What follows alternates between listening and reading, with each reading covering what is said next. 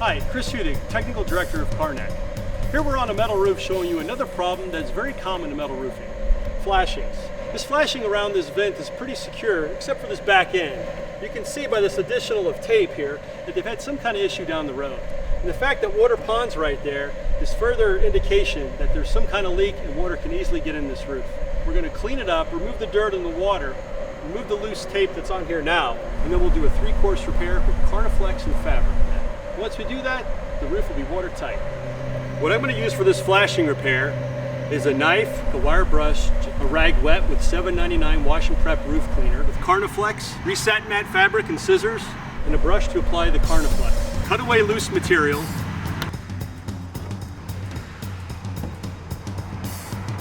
Wire brush. Wipe clean.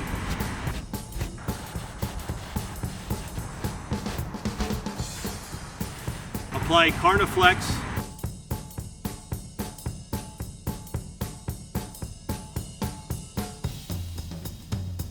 Firmly press the reset mat into the wet sealant. Apply Karna-Flex.